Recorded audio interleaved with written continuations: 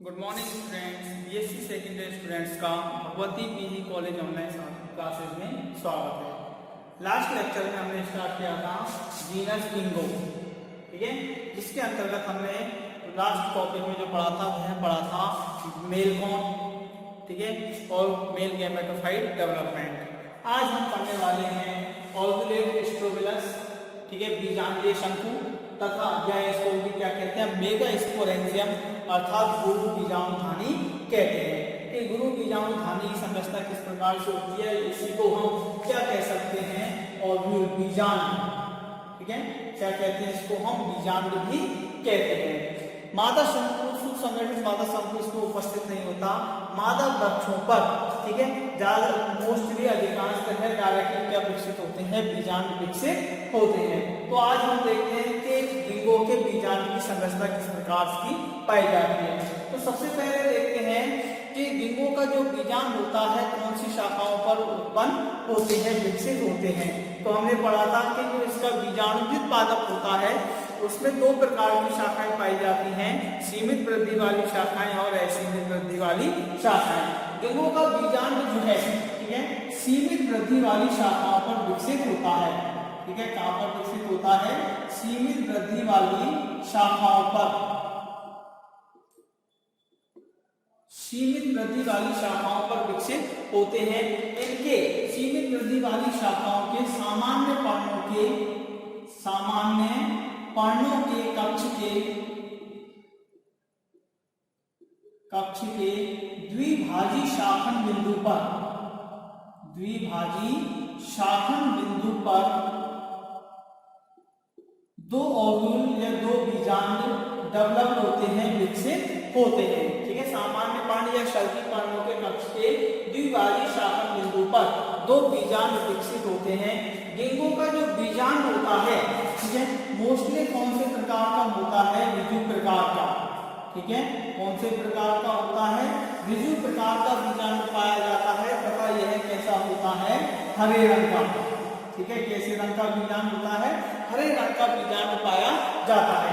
इसके बीजांड की संरचना की मुख्य बात है कि इसके बीजांड में कौन कौन से भाग होते हैं। तो सबसे पहले हमें देखते हैं कि डिंगो के बीजांड का जो सबसे बाहरी आवरण होता है, ठीक है, सबसे बाहरी आवरण को हम क्या कहते हैं, बीजांडावरण, ठीक है, बीजांड का जो सबसे बाहरी आवरण होता है वह क्या कहलाता है, बीजांडावरण कहलाता है, ठीक है, जिसको क्या कहते हैं हम इंटीग्यूमेंट्स, ठीक है, क्या कहते हैं, इंटीग्यूमेंट कहते हैं, ठीक है। इसका जो बीजांडावरण है मोस्टली तीन भागों में, तीन स्तरों में डिवाइडेड होता है, ठीक है। डिंगो का बीजांडावरण जो है इंटीग्यूमेंट से तीन स्तरों में डिवाइडेड होता है, आउटर इंटीग्यूमेंट, मिडिल इंटीग्यूमेंट और इनर इंटीग्यूमेंट, ठीक है। बाहरी अध्यावरण, मध्य अध्यावरण और आंतरिक अध्यावरण, ये तीन स्तरों में इसका अध्यावरण डिवाइडेड होता है। इसमें तीनों अध्यावरण जो है बाहरी जो है कौन से प्रकार का पाया जाता है, मासक प्रकार का होता है, ठीक है। मध्य जो है वह कैसे प्रकार का होता है, आष्टेय प्रकार का होता है। वह अंतः स्थल जो है वह कैसे प्रकार का होता है, मासल प्रकार का पाया जाता है। अर्थात इसका जो बीजांडावरण है बाहरी मासल स्तर, मध्य आष्टेय स्तर और अंतः मासल स्तर में क्या होता है, विभेदित होता है। इसके आंतरिक भागों में बात करें तो इसका सबसे केंद्रीय भाग जो होता है वह मृदुत्कीय कोशिकाओं से बना होता है और इस मृदुत्कीय कोशिका से निर्मित केंद्रीय भाग को क्या कहते हैं हम, न्यूक्लियस, ठीक है, क्या कहते हैं, न्यूक्लियस कहते हैं, अर्थात बीजांडकाय, ठीक है, क्या कहते हैं, बीजांडकाय कहते हैं। सब केंद्रीय भाग जो है पूरा मृदुत्कीय कोशिकाओं से निर्मित होता है। इस मृदुत्कीय कोशिकाओं से निर्मित केंद्रीय भाग को क्या कहते हैं हम, न्यूक्लियस कहते हैं। न्यूक्लियस के सबसे ऊपरी भाग पर देखें तो ऊपरी भाग पर क्या उपस्थित होता है, एक परागकोष्ठक पाया जाता है, पोलन चैम्बर पाया जाता है। पोलन चैम्बर के ऊपर की ओर क्या उपस्थित होता है, एक संकीर्ण छिद्र उपस्थित होता है जहां पर अध्यावरण का अभाव होता है। इस अध्यावरण के अभाव से कारण इस बीजांडकाय के ऊपरी भाग पर एक संकीर्ण छिद्र निर्मित हो जाता है। इस छिद्र को क्या कहते हैं हम, माइक्रोपाइल या बीजांड द्वार कहते हैं। ठीक है, क्या कहते हैं, माइक्रोपाइल या बीजांड द्वार कहते हैं। तथा इस पराग कोष्ठ के नीचे ही, ठीक है, पराग कोष्ठ के नीचे ही क्या विकसित होती है, दो आर्चिगोनियम विकसित होती हैं, जिनको क्या कहते हैं, स्त्रीधानी। ठीक है, क्या कहते हैं, स्त्रीधानी कहते हैं। अर्थात इसके लिंगों के बीजांड में दो स्त्रीधानी विकसित होती हैं। इन स्त्रीधानियों के अंदर किसका विकास होता है, अंड केंद्रकों का विकास होता है। नेक्स्ट देखें तो इसके जो फीमेल गैमेटोफाइट है, अध्यवरण है, अध्यवरण के सबसे आधारीय भाग पर, ठीक है, सबसे जो बेसल पार्ट है उसमें एक अध्यवरण से निर्मित एक अवशेषी अंग निर्मित होता है। इस अवशेषी अंग को क्या कहते हैं, हम कॉलर कहते हैं। क्या कहते हैं, अवशेषी अंग कॉलर कहते हैं, जिसको अध्यवरण का अवशेषी अंग माना जाता है। तो इस पूरे लिंगों के बीजांड में मोस्टली जो संरचना होती है, कौन कौन से भाग होते हैं, फर्स्ट भाग तो हो गया इसका बीजांडावरण, दूसरा भाग जो है वह क्या हो गया, न्यूक्लियस अर्थात बीजांड का है। ये क्या है, दोबारा से देखें कि न्यूक्लियस जो है बीजांड का सबसे केंद्रीय भाग होता है और जो कि मृदुकीय कोशिकाओं से निर्मित होता है। नेक्स्ट थर्ड जो मोस्ट इंपोर्टेंट पार्ट है वह क्या है, माइक्रोपाइल।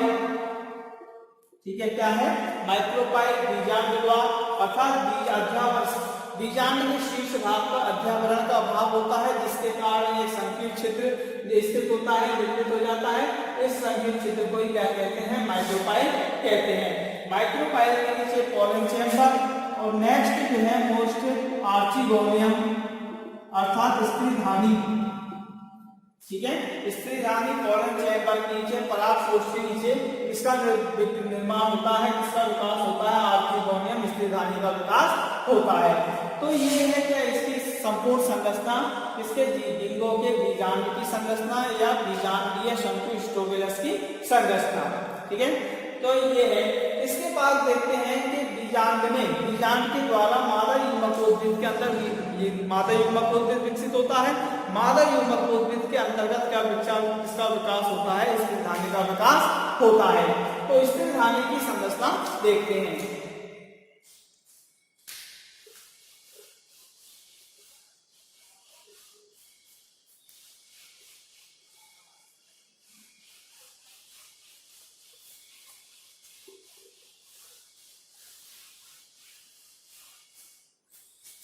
नेक्स्ट जो है वह है स्ट्रक्चर ऑफ आर्चिगोनियम।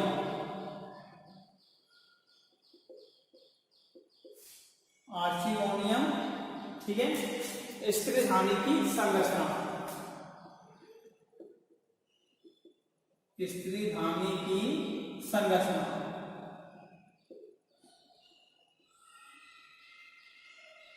तो स्त्रीधानी का जो विकास होता है, सबसे पहले देखें किसका विकास कहां पर होता है, बीजांड के अंदर होता है और के अंदर होता है। और कौन किसकी कोशिकाओं से होता है, मादा युग्मकोद्भिद की कोशिकाओं से। ठीक है, किससे होता है, मादा युग्मकोद्भिद की सतही कोशिकाओं द्वारा, सतही कोशिकाओं द्वारा। ठीक है, किसका विकास होता है, स्त्रीधानी का विकास होता है। स्त्रीधानी देखें तो स्त्रीधानी एक कैसी संरचना होती है, अंडाकार फूली हुई संरचना पाई है। ठीक है, अंडाकार फूली हुई संरचना होती है, अंडाकार फूली हुई संरचना होती है, जिसके अंदर दो प्रकार की कोशिकाएं पाई जाती हैं। ठीक है, एक तो होती है इसके शीर्ष पर ऊपरी भाग में। ठीक है, इसके ऊपरी भाग में क्या पाया जाता है, तो केंद्रक। ऊपरी भाग में पाया जाता है अंडिधा नाल केंद्रक, अंडिधा नाल केंद्रक। तथा इसके निचले भाग में, ठीक है, निचले भाग में या आधारीय भाग में, निचले भाग में या आधारीय भाग में क्या उपस्थित होता है, अंड केंद्रक एग न्यूक्लियस उपस्थित होता है। तथा इसके शीर्ष पर, ठीक है, इसके स्त्रीधानी के शीर्ष पर क्या उपस्थित होती हैं, दो ग्रीवा कोशिकाएं पाई जाती हैं।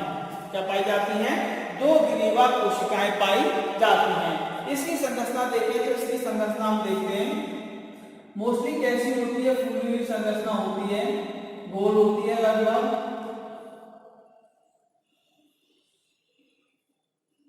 ठीक है, इसके उस शीर्ष पर एक छोटा अंक,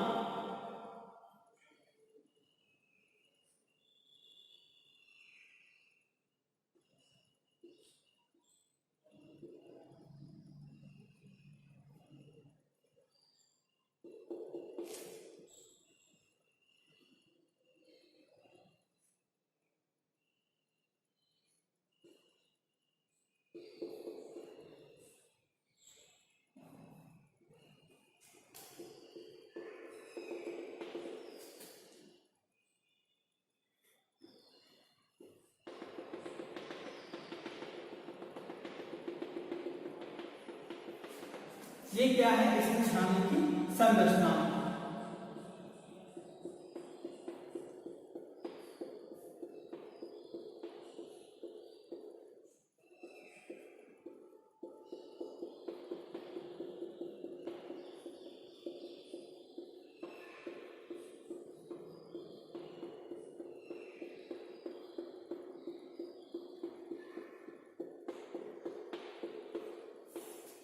स्थिरांक की संरचना है। स्थिरांक जो है कौन सी कोशिकाओं के द्वारा विकसित होती है? मादा युग्मकोद्भिद की सतही कोशिकाओं के द्वारा होती है। इसका ये स्थिरांक का सबसे आधारीय फूला हुआ भाग होता है। ठीक है, यह पूरा जो आधारीय फूला हुआ भाग होता है यह क्या कहलाता है? अंडघा कहलाता है। ठीक है, क्या कहलाता है? अंडघा कहलाता है। इसको क्या कहते हैं हम? वेंटर। ठीक है, क्या कहते हैं? वेंटर कहते हैं। इस आधारीय फूले हुए भाग में, ठीक है, दो प्रकार के केंद्रक उपस्थित होते हैं। इसके ऊपरी भाग पर उपस्थित जो छोटे आकार का केंद्रक होता है, इस केंद्रक को क्या कहते हैं हम? अंडघा नाल केंद्रक। अंडघा नाल केंद्रक, ventral canal, ventral canal nucleus, तथा इसके आधारीय भाग पर जो बड़ा केंद्रक उपस्थित होता है इसको क्या कहते हैं हम? अंड केंद्रक या एग न्यूक्लियस कहते हैं। क्या कहते हैं? एग न्यूक्लियस कहते हैं। तथा इसके शीर्ष भाग पर क्या पाई जाती हैं? दो नेट सेल्स पाई जाती हैं, अर्थात ग्रीवा कोशिकाएं पाई जाती हैं। ठीक है, तो ये क्या है? किसकी संरचना है? हमारे डिंगो के स्त्रीधानी की संरचना, जिसके अंदर किसका विकास हो जाता है? अंड केंद्रक का विकास होता है।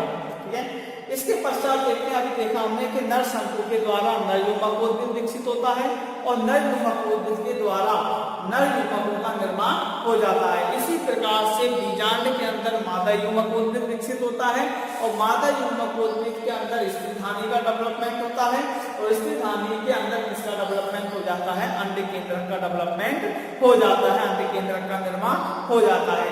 नेक्स्ट प्रोसेस जो है इसके रिप्रोडक्शन की, रिप्रोडक्शन पढ़ लेते हैं हम में। स्त्रीधानी की संरचना के पश्चात रिप्रोडक्शन की, ठीक है, नर युग्मक और अंड केंद्रक के निर्माण के पश्चात किसका विकास क्या होता है? फर्टिलाइजेशन, निषेचन। ठीक है, क्या होता है? निषेचन होता है। ठीक है, तो नर युग्मकोद्भिद के द्वारा नर युग्मकोद्भिद के अंदर, ठीक है, नर युग्मकोद्भिद के अंदर किसका निर्माण हो जाता है? अगुणित नर युग्मकों का निर्माण होता है। ठीक है, नर युग्मक। इसी प्रकार से स्त्रीधानी के अंदर, स्त्रीधानी के अंदर किसका निर्माण हो जाता है? अंड केंद्रक का निर्माण होता है। ठीक है, किसका निर्माण होता है? अंड केंद्रक का निर्माण होता है। नर युग्मकोद्भिद से नर युग्मक जो है स्त्रीधानी में प्रवेश कर जाते हैं और अंड केंद्रक से संलयित होकर किसका निर्माण करते हैं? युग्मनज का निर्माण करते हैं। ठीक है, किसका निर्माण करते हैं? युग्मनज का निर्माण करते हैं, का निर्माण करते हैं। इसके पश्चात युग्मनज में डेवलपमेंट के द्वारा, ठीक है, इसमें युग्मनज में डेवलपमेंट के द्वारा, निरंतर डिवीजन एंड डेवलपमेंट के द्वारा किसका विकास हो जाता है? एम्ब्रियो भ्रूण का निर्माण होता है। किसका निर्माण होता है? एम्ब्रियो का निर्माण होता है।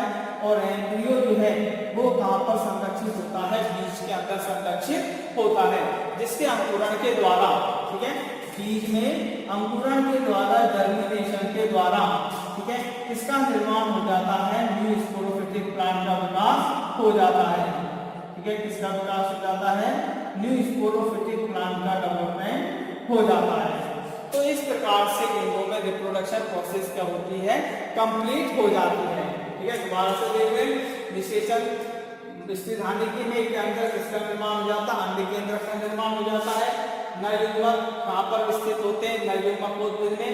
नर युग्मकोद्भिद में पराग नलिका के द्वारा नर युग्मक जो है स्त्रीधानी में प्रवेश कर जाते हैं और अंड केंद्रक से संग्रहित होकर युग्मरज का निर्माण करते हैं। युग्मरज में निरंतर डिवीजन डेवलपमेंट के द्वारा भ्रूण के अंदर भ्रूण का निर्माण होता है। भ्रूण जिसके अंदर संरक्षित रहता है बीज के अंदर, जिसमें अंकुरण के द्वारा न्यू स्पोरोफिटिक प्लांट का डेवलपमेंट हो जाता है। ठीक है, तो ये है क्या गिंगो में पाए जाने वाला रिप्रोडक्शन प्रोसेस। इसके गिंगो के बीज की उपयोग देखें गिंगो के। ठीक है, गिंगो के उपयोग देखें, क्या इसका महत्व जो है, क्या है गिंगो का महत्व। गिंगो का महत्व, फर्स्ट महत्व जो है कि चीन व जापान में, ठीक है, चीन व जापान में गिंगो को शोभाकारी पादप के रूप में प्रयुक्त करते हैं। ठीक है, किसके रूप में, शोभाकारी पादप के रूप में प्रयुक्त किया जाता है। ठीक है, चीन और जापान के गिंगो को शोभाकारी पादप के रूप में प्रयुक्त किया जाता है। गिंगो का बीजांड जो है, ठीक है, गिंगो के बीजांड को या बीज को भूनकर खाया जाता है। ठीक है, क्या किया जाता है, भूनकर रोस्ट कर क्या करते हैं, इसका खाने में उपयोग किया जाता है। इसकी काष्ठ जो है, ठीक है, काष्ठ का उपयोग किसके रूप में किया जाता है, फर्नीचर के रूप में उपयोग किया जाता है। तो ये है क्या गिंगो का महत्व का उपयोग। ठीक है, चीन व जापान आदि में शोभाकारी पादप के रूप में, खाने के रूप में बीज का उपयोग किया जाता है और इसकी काष्ठ का उपयोग फर्नीचर आदि के रूप में किया जाता है। तो ये हमारे क्या है पूरा गिंगो, जिसके अंतर्गत हमने 3 पॉइंट्स पढ़े, 3-4 पॉइंट। फर्स्ट है sporophytic plant, reproduction process and इसका महत्व। ठीक है, नेक्स्ट वीडियो में हम नेक्स्ट का अध्ययन करेंगे। Thank you.